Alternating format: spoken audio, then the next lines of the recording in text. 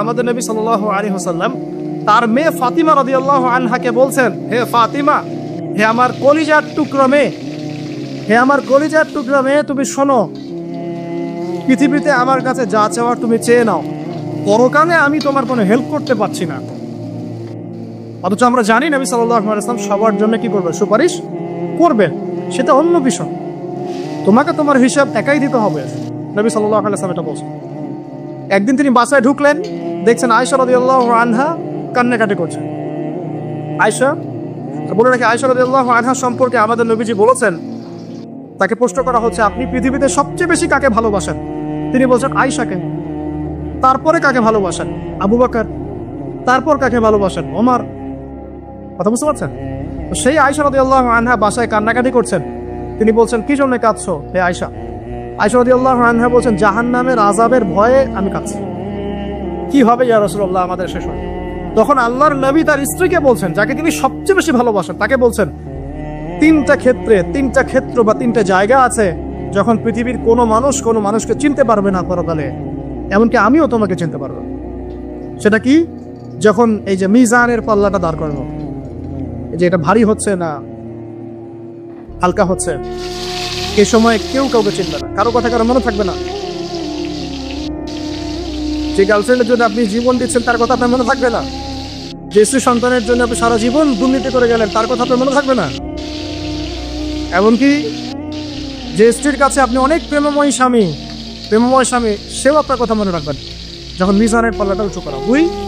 যখন আমল নামা ছুড়ে দেওয়া হবে, আমল নামা এভাবে উন্মুক্ত করে ছুড়ে দেওয়া হবে, ইকরা কিতাবাক, তুমি আজকে তোমার কিতাব পড়ো, ওয়া কাফা বিনাফসিকা আল-ইয়াওমা আলাইকা হাসিবা, আজকে তুমি নিজেই তোমার নফসের হিসাব নেওয়ার জন্য যথেষ্ট।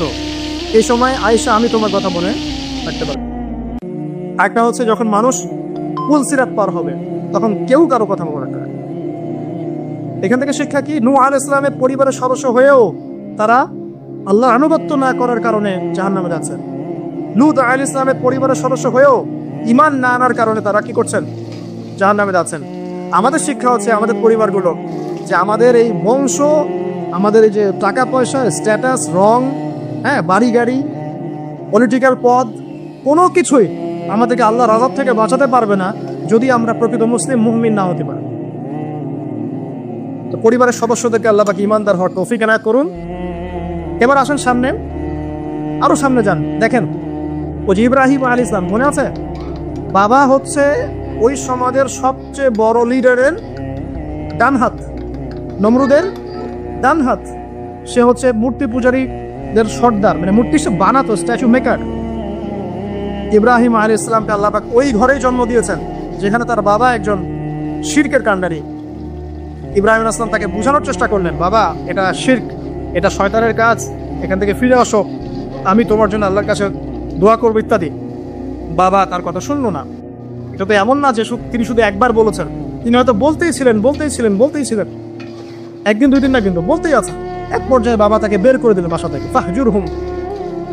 এরকম করে ইব্রাহিম আলাইহিস সালামকে বের করে দেওয়া।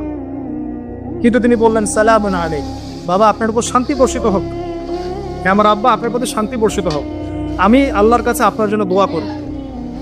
পরে যখন আল্লাহ পাক তাকে বললেন যে কোনো মুশরিকের জন্য তোমার দোয়া করার সম্ভাবনা পাবে না, তখন থেকে ইব্রাহিম আলাইহিস সালাম দোয়া করা বন্ধ করে দেন। এখানে দেখেন, ছেলে, একজন যুবক ছেলে, তার মধ্যে ঈমান এসেছে, সে তার পরিবারের চলমান শিরকের বিরুদ্ধে কথা বলছে, প্রয়োজনে সে সেখান থেকে স্কিপ করেছে, তাকে বের করে দেওয়া হয়েছে, সে চলে গেছে, তারপরেও কিন্তু তাওহীদের সাথে শিরকের আপোষ করে নেন ইব্রাহিম আলাইহিস সালাম। সামনে যান, ওই যে তার স্ত্রী হাজেরা আলাইহিস সালাম তার সন্তান এবং স্ত্রীকে রেখে আসছেন কোথায় বলেন? মক্কায়, তাই না? মরুভূমিতে, খাবার নাই, পানিও নাই। এখন ইব্রাহিম আলাইহিস সালাম চলে যাওয়ার সময় তার স্ত্রী বলছেন যে আপনি কি আল্লাহর আদেশেই আমাকে ছেড়ে যাচ্ছেন? তিনি বলছেন হ্যাঁ। তখন তিনি বলছেন আল্লাহ পাক আমাদেরকে ধ্বংস করবেন না ইনশাআল্লাহ। এখানে খেয়াল করে দেখেন, তারপর সাফা মারওয়া সাই করলেন, জমজম কূপ পানি বের হলো, সেখানে কমিউনিটি গড়ে উঠলো। ইসমাইল আলাইহিস সালামের ঔরস থেকে পরবর্তীতে মুহাম্মদ সাল্লাল্লাহু আলাইহি ওয়াসাল্লামের জন্ম হয়েছে ওই ট্রাইবের মধ্যেই।